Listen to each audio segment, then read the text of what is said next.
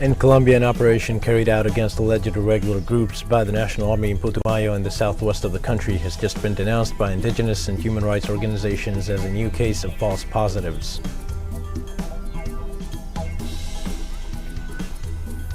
In Brazil, the Supreme Federal Court initiated 7 lawsuits against environmentally damaging policies implemented by the administration of Jair Bolsonaro.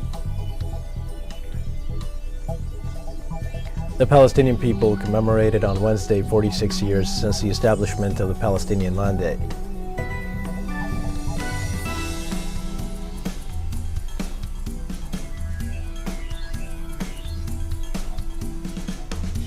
Hi, this is From the South. I am your news anchor, Diego Martin, from the Telstar Studios in Havana. We begin with the news.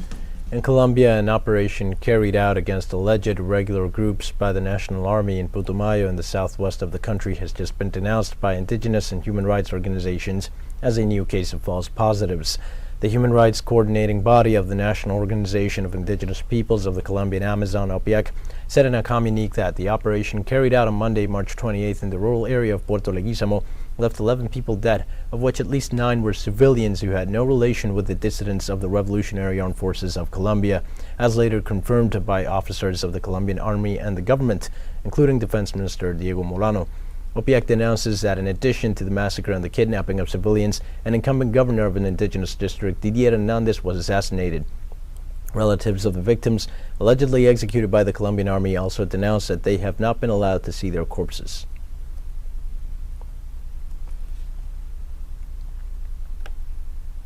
The ongoing violence sweeping across the country is keeping at least 4,000 people confined in the department of Chocó in northeastern Colombia. Threats from the National Liberation Army and the Gulf Clan engaged in a brutal dispute to control the territory are the cause of the conflict. The community has spent more than 10 days in confinement due to threats from legal groups which, according to regional authorities, denied them even the possibility of acquiring food or accessing health services. The mayor of Novita, León Fabio Hurtado, described the situation as critical and stated there are mines placed on the roads in and out of the municipality. Given the serious situation, the Bishop of Isminatado, Jesus Alvarez, also warned these communities are in dire need for food, medicines, and clothes as a result of the violence that affects Colombia worsened as the electoral process moves forward. As Bishop of the Church of Istimna, I beg the brothers of the National Liberation Army to allow us a humanitarian corridor to attend to the immediate needs of the communities of Juntas de Tamala, El Tambito, confined since March 19. Please allow us to reach there. Following the critical situation denounced by the Catholic Church and local authorities in the Chocó region in Medellin, the Colombian Ombudsman Carlos Camargo announced they are negotiating the creation of a humanitarian corridor. We have the capacity and experience to lead a humanitarian mission to Novita in the department of Chocó to attend the emergency situation caused by the confinement of 25 ethnic communities, 6 of them indigenous communities, from Middle and Upper Taman. These communities have nearly 4,000 people. We're talking about 900 families, given the announcement of the National Liberation Army to prohibit mobility through that territory. Recently, from the region of Chocó, we have been taking steps with local and regional institutions. We call on the National Liberation Army guerrillas and the Gulf Clan to respect the rights of the communities in these territories, to allow free movement to the civilian population and cease their actions against the community of Novita, in addition to respecting human rights and international humanitarian law. Now in Colombia, after announcing the full list of presidential candidates and their respective running mates, the first debate of the vice presidential candidates took place this Wednesday. National media organized the debate as part of the electoral campaign ahead of the upcoming presidential elections on May 29th. In this context, the National Civil Registry carried out the draw that defined the location of the presidential duos in the electoral card. At the same time, it announced a redesign of the format for counting the votes, which showed inconsistencies during elections on March 13th.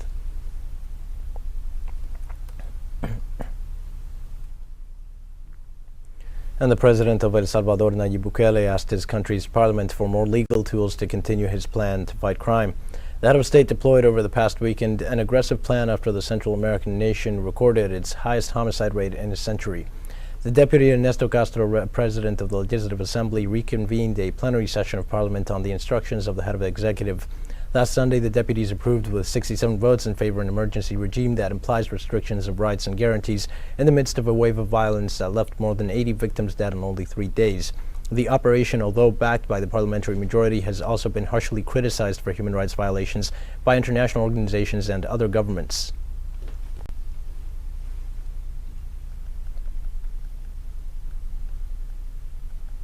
It is an obligation not only of the moment, because clearly the Assembly has empowered this exception regime, in which we must follow up. It is not that the state has received a blank check, and it seems to me that the justification was not made on Saturday or Sunday morning when this exceptional regime was approved. It should have been important to give a follow-up. As you know, I understand that the plan has several phases. We have known, I believe, that 4 of the 7 supposed phases, but there is no clarity. And as I say, there are hypotheses of a possible negotiation between the government and the gangs, and that these murders respond to a message from the gangs of pressure towards the state, towards the government. Other considerations that some people have made is that the same crisis is being provoked by the government in order to deviate the attention through this state of exception. The increase in homicides and violence in El Salvador has been interpreted by the United Nations as a highly concerning situation at a time when the Central American country is under a state of exception. Regarding this, the Secretary General of the body, Antonio Guterres, urged that measures adopted by authorities in response to the growing violence must be in line with international human rights standards. He also expressed his solidarity with the families of victims and Salvadorians living under threat from criminal structures. Guterres' statements come in the wake of a sudden crime wave that this weekend alone left more than 80 people dead.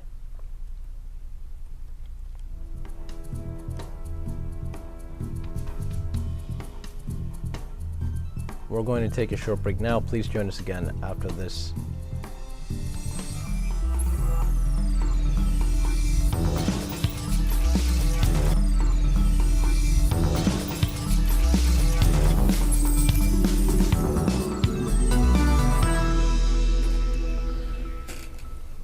Hi, and welcome back to From the South. In Brazil, the Supreme Federal Court initiated 7 lawsuits against environmentally damaging policies implemented by the administration of Jair Bolsonaro. During a single trial, the policies enacted by the head of state championing economic exploitation of the Amazon since taking office in January 2019 will be reviewed. Top of the list are measures relaxing controls and activities such as logging and legal mining. During Bolsonaro's administration, more than 13,000 square kilometers of vegetation were destroyed, the fastest rate of destruction experienced in the Amazon in the last 15 years.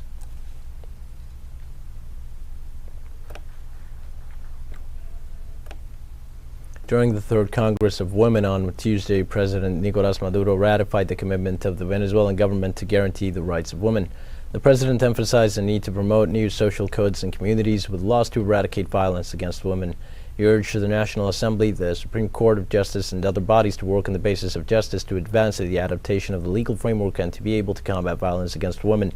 In this sense, Maduro called on Venezuelan women to define the work agenda for the coming years in order to relaunch the priorities of the national feminist movement centered on equity and the rights of this sector of the population.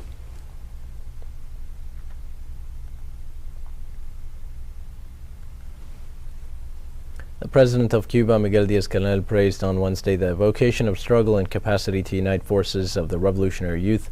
The head of state, during his speech at the event, emphasized the label Vamos con todo, which reiterates the motto of the Union of Young Communists. The Cuban president highlighted the unification of Cuba and the well-being of the country, emphasizing the fight for life in the future in honor of all the citizens of the island.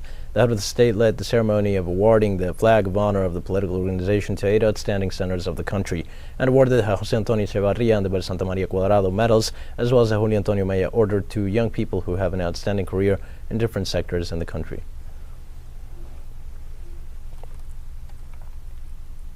And in Ecuador, Government Minister Alexandra Vela confirmed her resignation as Minister of Government on Tuesday, alleging differences with President Guillermo Lasso over the management of the crisis between the Executive and the National Assembly. In a letter posted on her Twitter account, Vela says that the country urgently needs to apply the constitutional remedy of cross-death in order to solve the existing controversies between the cabinet and the legislature. But Lasso and his collaborators oppose such a measure. Vela says that the constitutional design, the provisions of the electoral law, and the conduct of most legislators hinder Ecuador's progress and the consolidation of its weak democracy.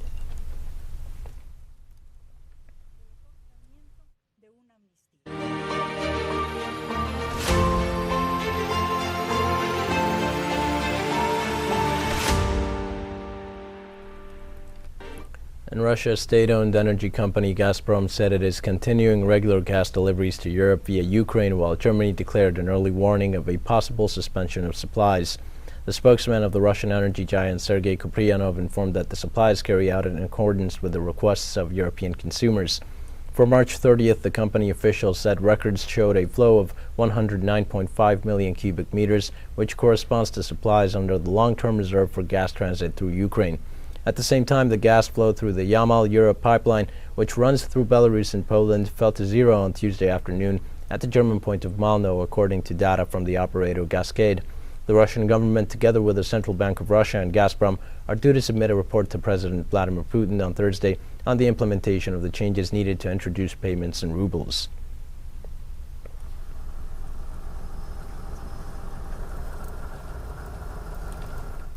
Earlier on Wednesday, at a meeting between the Russian and Chinese foreign ministers in Tongji, eastern China, China's top diplomat Wang Yi said that relations between the two countries have withstood the latest tests and have shown a strong tendency to boost development. The senior Chinese officials said that the desire of Beijing and Moscow to boost bilateral relations has become even stronger, as well as their confidence in promoting cooperation in new areas, something his government considers of vital importance. Wang Yi, who referred to Russia's foreign minister Lavrov as his old friend, said his government was ready to work on agreements to bring China and Russia into a comprehensive partnership and superior strategic cooperation in what he called a new era. Russia's foreign minister Sergei Lavrov arrived in China on Wednesday to attend the third ministerial conference of Afghanistan's neighboring countries. We are living through a very serious stage in the history of international relations. I am convinced that at the end of this stage, the international situation will be much clearer, and that we, together with you and with our sympathizers, will move towards a multipolar, just, democratic world order. We have an interest in seeing relations with China develop in a stable and consistent manner, which is what our leaders, Putin and Xi Jinping, agree on. Russia's defense ministry said on Wednesday that Russian missiles destroyed large fuel depots that supplied Ukrainian armored vehicles in the Donbas region. High-precision air-launched missiles destroyed large fuel depots in the Starokonstantinev and Kemilsky regions, from which fuel was being supplied to the armored vehicles of the Ukrainian troops in Donbas. The operational tactical missile system Iskander destroyed two large depots of rocket and artillery weapons in the village of Kamenka, Donetsk region. An Su-24 aircraft of the Ukrainian Air Force was shot down during an air battle in the area of the Tumen settlement, Rivne region, near the Ukrainian-Belarusian border. During the day, the air defense of the Russian airspace forces destroyed 10 Ukrainian unmanned aerial vehicles in the areas of the settlement of Izum, Novaya, Kaskova, Donetsk, Mykolaiv, Berdyansk, Horlivka, Luhansk, and Rubizhne. At least 2 people died and 4 others resulted injured Wednesday morning in the city of Donetsk, capital of the self-proclaimed People's Republic of Donetsk in southern Ukraine, when a shell hit a residential building in the area. The headquarters of the Republic's territorial defense said Ukrainian nationalists fired at least 10.122 caliber shells at the residential building. 29 people have been evacuated from the area.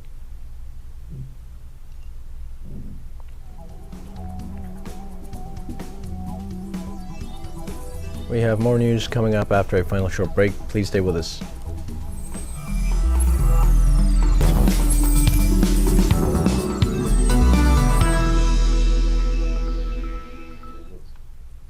Hi and welcome back. The Palestinian people commemorated on Wednesday 46 years since the establishment of the Palestinian Land Day. The Palestinian National Authority convened a central festival on the land of the Gaza seaport in order to encourage the people and support Palestinian citizens living in the occupied interior. Thousands of civilians will take part in this festival, which will be attended by national action leaders and representatives of community and local organizations. On March 30th, 1976, a Palestinian staged a strike against Israel in the most populated cities because Tel Aviv imposed a plan to expropriate part of their territories to impose new Jewish settlements, a decision that spawned Palestinian Land Day.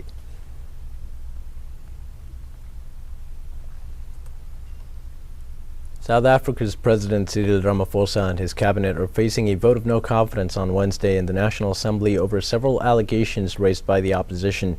The official opposition party, the Democratic Alliance, raised the motion in February this year, saying the ruling African National Congress Party has failed to bridge the economic divide in the country since the end of apartheid. The DA parliamentary chief, Natasha Mazzone, said in a statement that President Ramaphosa's government has the opportunity to grow the economy by easing the doing of business and fostering local and foreign investment. Instead, they allowed infrastructure to degenerate almost beyond repair. The ANC rejected the claims, saying it is working hard to reverse the legacy of apartheid by introducing policies to favor disadvantaged communities and offering housing, among other things, but added that these programs will take time to fully reverse apartheid's brutal legacy.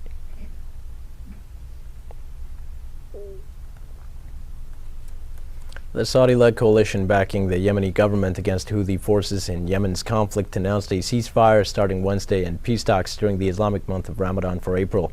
The United Nations has been working with the Saudi-led military alliance and the Houthi movement, which have been at war since 2015, to secure a peace deal and provide some relief to a dire humanitarian crisis in the impoverished country. The truce is the most significant step in peace efforts in more than 3 years, as the international community struggles to end a 7-year-long conflict that has killed tens of thousands and left millions on the brink of starvation. The UN proposal calls for a temporary ceasefire during Ramadan in exchange for allowing fuel ships to dock at Hodeidah port and a small number of commercial flights to operate from Sana'a airport.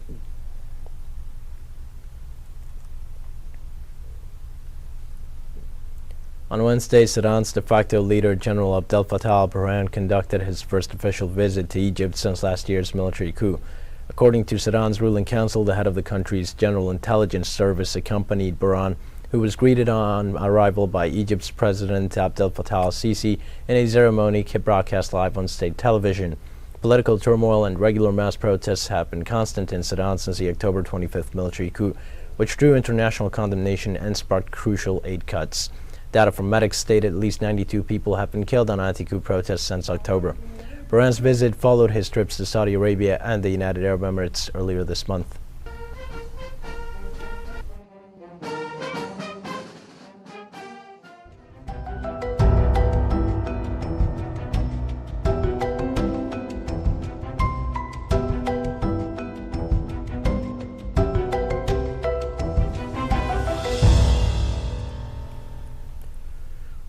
The Australian coastal enclave of Byron Bay, known for its celebrity residents and idyllic beaches, was flooded by waters on Wednesday as severe storms again hit the country's east. Torrential rain that began Monday proved unrelenting, with nearly 300 millimeters falling in the area in 24 hours, forcing many shops in the town center to close as roads were cut off by rising water levels. In the nearby town of Alstonville, 420 millimeters of rain fell in 24 hours. On Wednesday, there were 16 evacuation orders in place across the affected region, urging thousands of people to leave their homes for higher ground. For weeks, extreme weather patterns have smashed Australia's east, fueled by La Niña weather and climate change.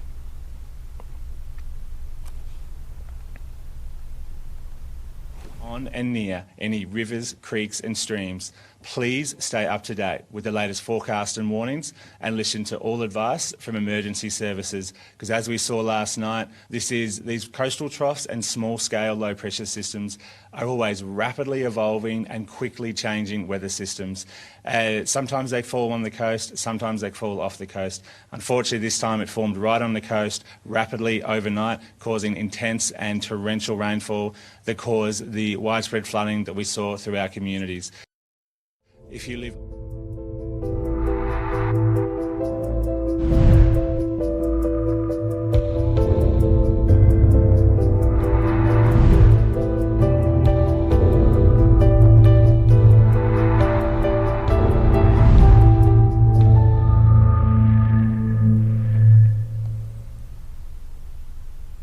Residents in half of Shanghai are bracing for the second phase of a citywide lockdown that will start on Friday.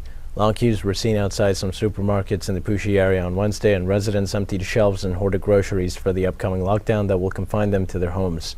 China's largest city on Monday started the first phase of lockdown, which encompassed the Pudong financial district and adjacent areas on the east side of the Huangpu River that divides the center of finance, manufacturing, and trade. The Omicron outbreak in Shanghai is one of a series across the country that is testing the government's ability to enforce a strict zero-COVID strategy without overly disrupting the economy and people's daily lives.